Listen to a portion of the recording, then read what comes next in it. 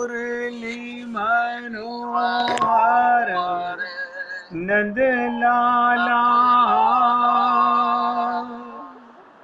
भजो मुरली मनोहर नंद लाला भजो गिरिधर गोविंद गोपाला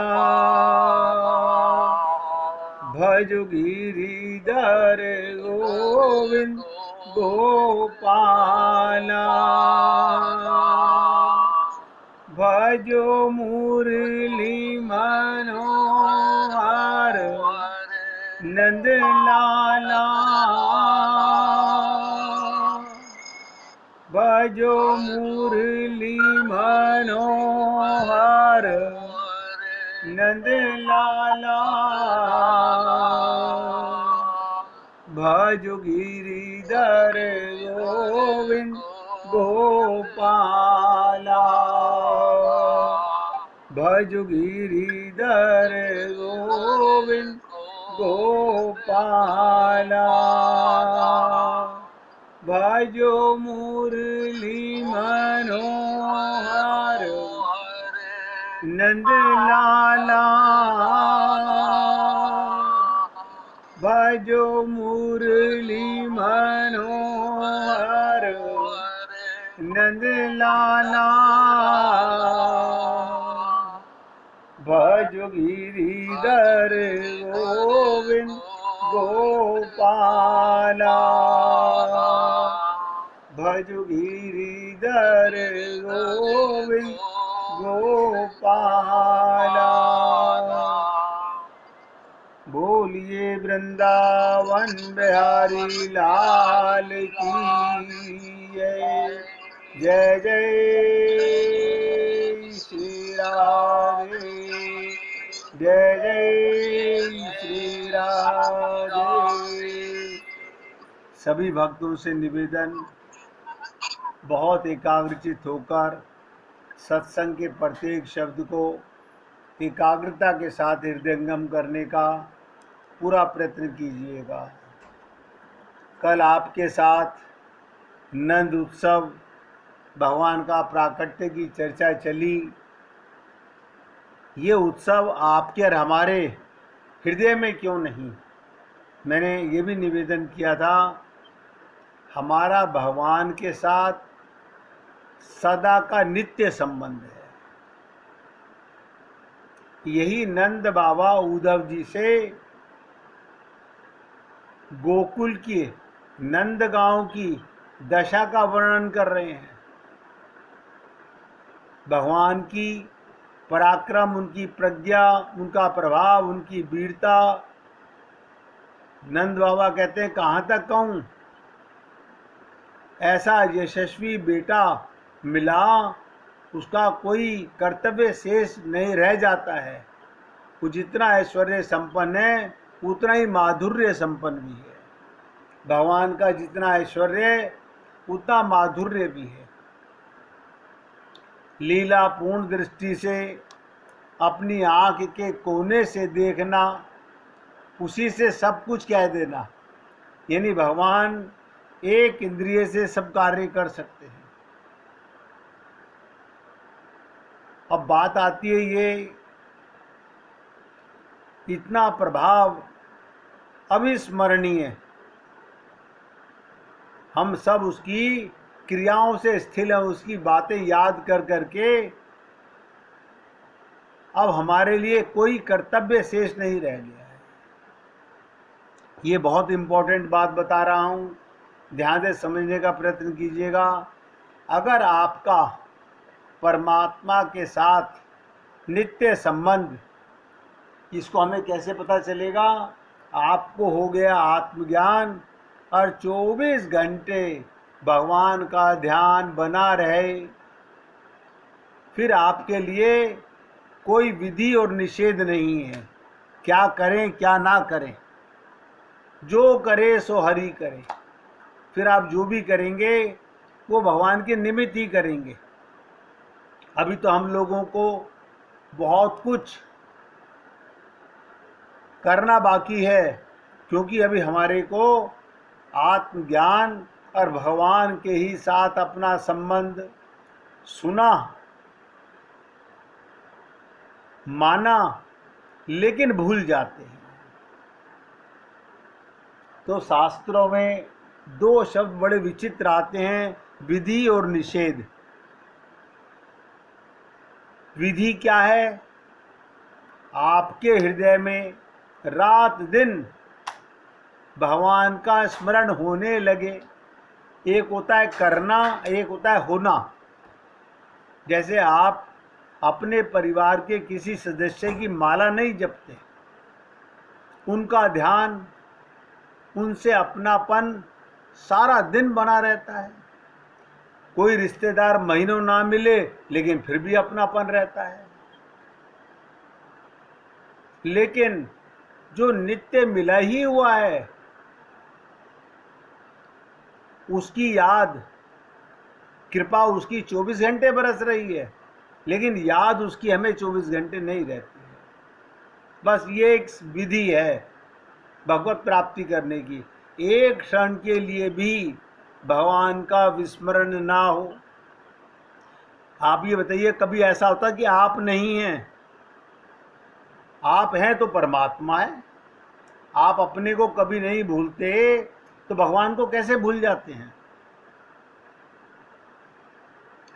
यदि किसी भी कारण से, ध्यान से सुनिएगा, यदि किसी भी कारण से भगवान का स्मरण नित्य होने लगे तो तुम्हारे लिए फिर कोई शास्त्रीय विधि निषेध आवश्यकता ही नहीं है। क्या मतलब? जब फल की प्राप्ति हो गई, बताइए, जब फल की प्राप्ति हो गई तो पेड़ पर ढला कौन मारेगा? पत्थर कौन मारेगा? फल क्या है? भगवत प्राप्ति। इस देह में हरि मिलते हैं, यही भगवत प्राप्ति का सार है। और ये आप हम लोगों को अनुभूति में आता है कि नहीं आता है? देखिए, जो नित्य मिला हुआ है उसे हम भूले हुए हैं। जो नित्य मिला हुआ है, जो शरीर सबको पता है मृत्यु लोक में मरने वाला है, उसको हम 24 घंटे याद रखते हैं। जिनके साथ हमारा संयोग हुआ, एक दिन वियोग होगा, उनको हम सारा दिन याद करते हैं। तो मेरा कहने का तात्पर्य है, जब फल की प्राप्ति, फिर पत्थर कोई नहीं मारता पेड़ के ऊपर। जितने भी साधन हैं, देखो जाटू भाषा में बता रहा हूं, जितने भी साधन हैं पेड़ पर पत्थर फेंकने के समान हैं, और उनका फल भगवान का निरंतर स्मरण है। 24 घंटे भगवान का ध्यान, भगवान की याद करनी नहीं, होने लगे। जिसे कहा गया आजपा जाप। एक जाप तो होता है करना, एक होता है आजपा। तो नंद बाबा, यशोदा मैया और ब्रजवासी, मैं ब्रजवासी किनको बोल रहा हूँ? जिनका मन, जिनका चित्त 24 घंटे भगवान में लगा हुआ है, वो केवल ब्रजवासी हैं। इन सबको भगवान का स्मरण निरंतर प्राप्त है। यानी यशोदा मैया, नंद बाबा और ब्रजवासी, इन्हें भगवान को याद करने नहीं पड़ता, किसी मंदिर में जाना नहीं पड़ता, कोई जप तप व्रत करना नहीं पड़ता। आप जितने भी साधन करते हो, जितने भी साधन है, जितने भी धर्म के कार्य करते हो, वो केवल भगवत प्राप्ति के लिए, भगवान को पाने के लिए। मूल निचोड़ समझ लीजिएगा। तो जब 24 घंटे नित्य परमात्मा का सुमिरन हो रहा है, फिर कुछ करना बाकी नहीं रह जाता। कुछ करना, बाकी शेष नहीं। ये कैसे पॉसिबल है? भगवान के साथ जिसका संबंध हो गया, जिसका भगवान के साथ संबंध हो गया, किसी भी कारण से हो गया, भगवान को पिता मानो, माता मानो, भ्राता मानो, पति मानो, पत्नी मानो, ये मत समझिएगा। भगवान तो कहते हैं जाकी रही भावना जैसी।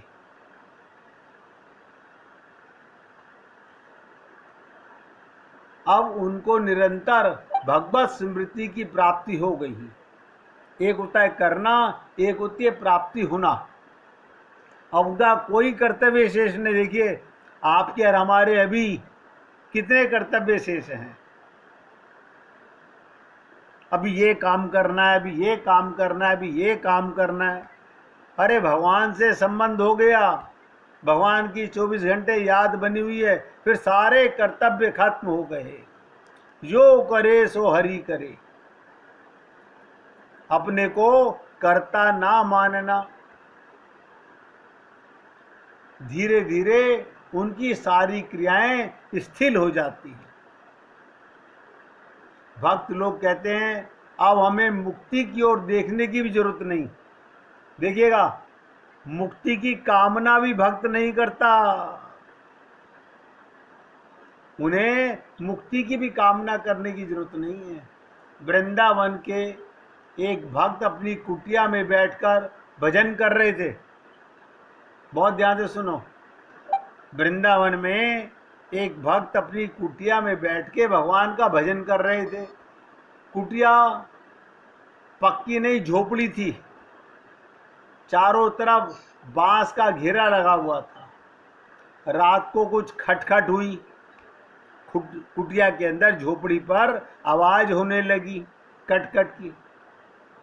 तो देखा मुक्ति 4 रूप धारण करके सामने दरवाजे पर खड़ी है। मुक्ति 3 तरह की होती है, रूपिणी, अरूपिणी और उभयात्मिका।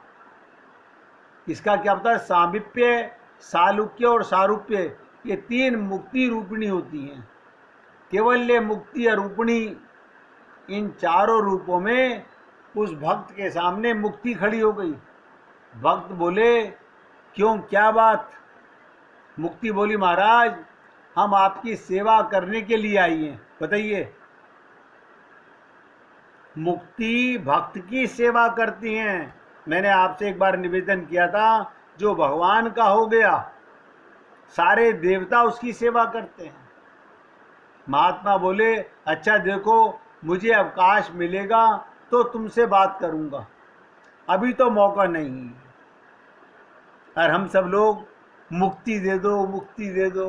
भक्त को इतनी फुर्सत भी नहीं है कि मुक्ति भिक्ति का ध्यान भी करे। मुक्ति ने पूछा महाराज किस काम में लगे हो? तो महात्मा जी ने उत्तर दिया काम क्या बतावें, तुम्हें क्या काम बताएं, हम किस काम में बिजी हैं, तुम खुद ही देख लो। अब बताइए भक्त के हृदय में, भक्त के शरीर में क्या होता है? अब ध्यान से सुनेंगे। आप और हम लोग भटक रहे हैं पागलों की तरह से। मैं सबकी बात कर रहा हूं, भटक रहे हैं।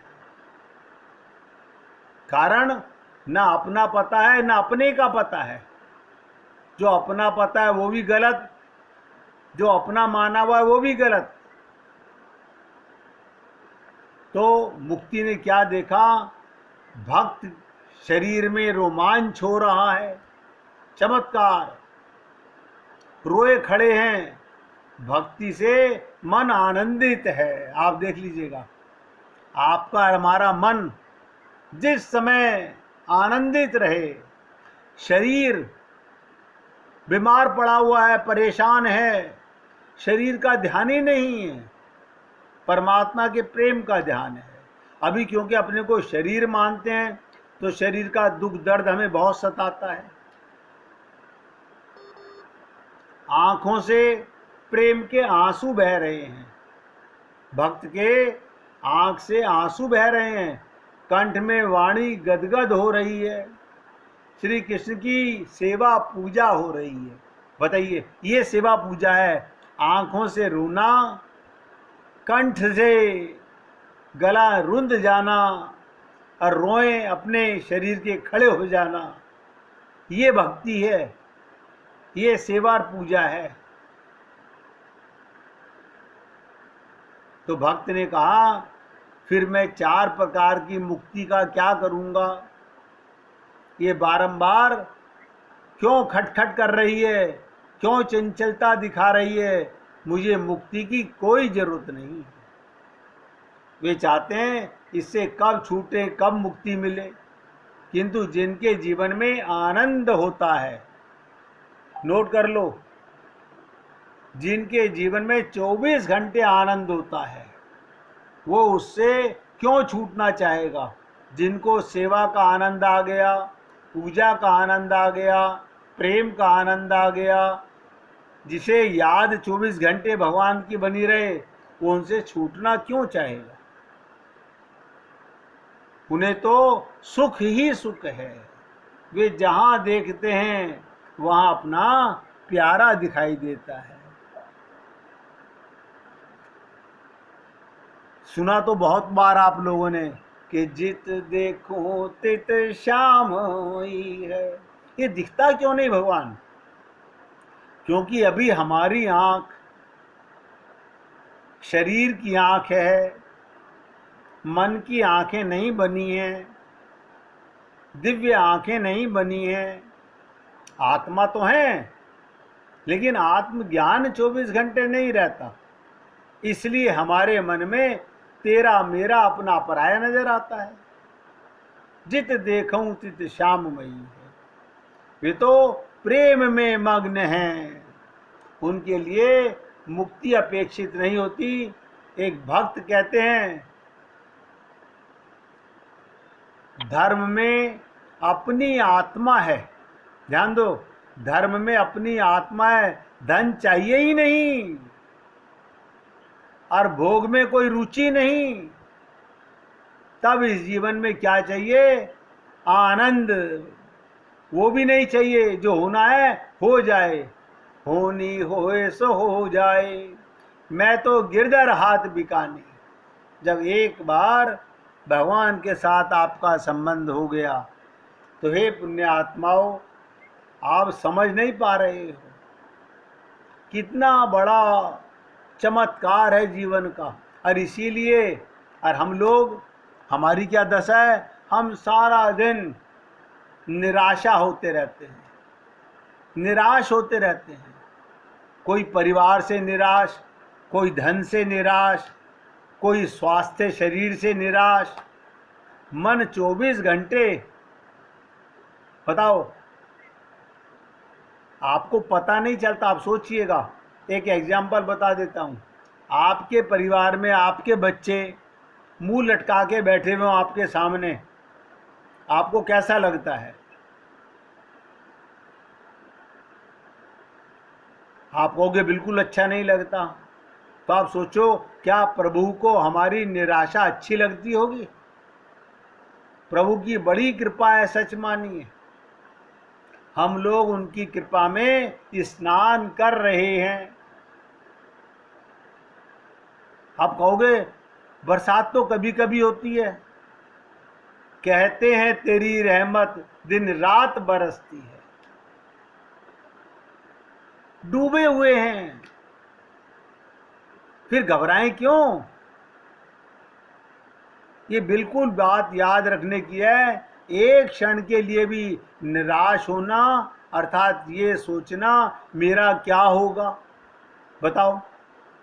भगवान की गोदी में आनंद मध्य सिंधु अविनाशा, भगवान की गोदी में रह करके ये सोचना मेरा क्या होगा, उनकी कृपा को, उनकी हेतु की कृपा को तिरस्कार करना है। एक तरफ तो संत महात्मा हमें बताते हैं कि कबहू के करी करुणा नर देही, और आप और हम लोगों को ये देह मिला हुआ है, लेकिन हम फिर भी निराश होते रहते हैं। ये कहना हो सकता है मैं उन्हें प्रभु मानता तो बात ठीक थी, पर मैं तो उन्हें प्रभु नहीं मानता, प्रभु मानकर उनके आश्रित ही नहीं हूं, फिर वे मुझे क्यों संभालेंगे। बहुत ठीक है। स्वयं गीता में भगवान ने कहा सुहृदयम सर्वभूतानाम, सब भूतों का सुहृदय मैं हूं। क्या हम भूतों की श्रेणी में नहीं आते? जितने भी जीव हैं हम उनमें नहीं आते। भजताम सुहृदयम, भजन करने वाले के सुहृदय होते तो हमारे लिए ही निराशा की बात थी। पर वे तो स्पष्ट कहते हैं मैं सब प्राणियों के हृदय में बैठा हूं, केवल भजन करने वालों का ही नहीं हूं मैं। रावण का, कंस का, पूतना का, शिशुपाल का, इन सब का भी मैं ही हूं। क्या मतलब? जो सर्वकाल महेश्वर ही भी हैं। हमारी स्तुति नहीं होगी? अवश्य होगी। ऐसा दृढ़ विश्वास करें। ये विश्वास दृढ़ हुआ, सब साधन अपने अनुकूल हो जाएंगे। बिना किसी परिश्रम के उनका संयोग पाकर हम कृतार्थ हो जाएंगे। ये बात बिल्कुल ठीक होने पर अंतःकरण की मलिनता इस प्रकार विश्वास में, इस अविश्वास को आप दूर कर सकते हैं। बताइए, अगर आपको अपनी आत्मा और परमात्मा पर विश्वास है तो विश्वास किस बात का? शरीर अविश्वासी है तो मरेगा एक दिन। भगवान के नाम का आश्रय ले लीजिए, दृढ़ संकल्प करके, उन्हीं की कृपा का आश्रय करके जीव निरंतर पूरी चेष्टा कीजिए। जब तक ऐसा ना समझ में आता कि निरंतर नाम का स्मरण ही होता रहे, तब तक के लिए नियम कर लीजिए कि काम के लिए बोलूंगा, कम से कम बोलकर काम चलाने की चेष्टा करूंगा, बाकी समय प्रभु के नाम में बीतेगा। इतना ही मेरे हृदय के प्रेम से लपेटी हुई प्रार्थना है। जिस दिन आपका ध्यान भगवान में बन गया, होने लग गया, ऐसा समझिएगा, फिर आपको कुछ नहीं करना, जो करे सो हरि करे। लेकिन ये करने से होगा। आप और हम लोग इस शरीर की मृत्यु से बहुत जल्दी विचलित हो जाते हैं। मृत्यु का मतलब आत्मा का शरीर से बाहर निकलना। आत्मा चेतन है, शरीर जड़ है, और आत्मा अकेली कभी जाती नहीं। परमात्मा सदा साथ होते हैं। उसमें जो दुख होता है उसका बराबर जितना स्ट्रॉन्ग आत्मशक्ति होगी, उच्च कक्षा की आत्मशक्ति होगी। आत्मशक्ति माने भगवत भक्ति आदि कर्म से आत्मा निर्मल होती है। जितनी लिमिट में निर्मल होगी उतनी लिमिट में उसकी फीलिंग कम होगी। आपको और हमको शरीर के दुख बहुत महसूस होते हैं, लेकिन जिसको आत्मज्ञान हो जाता है उसे शरीर के दुखों का कोई आभास नहीं होता। तो हे पुण्य आत्माओं, बार बार सोचिएगा कि जिस भक्त के सामने मुक्ति 4 प्रकार से आकर के प्रार्थना कर रही है सेवा करने की, वो नकार रहे हैं। ऋषभ भगवान के सामने भी मुक्ति आई थी 4 रूप में। उन्होंने कहा दूर दूर, हमें मुक्ति नहीं चाहिए। जिसका भगवान से संबंध हो गया वो किससे मुक्त होगा? इसलिए हमारे को पूरी एकाग्रता के साथ समझना होगा। हमारे शरीर में रोमांच हो, आंखों से आंसू गिरे, कंठ गदगद हो जाए, भगवान की यही सेवा पूजा है। इसी को कहते हैं जित देखूं तित श्याममयी है। 1 मिनट भगवान का कीर्तन करेंगे, फिर आगे बढ़ेंगे। जिसका राम जी के साथ संबंध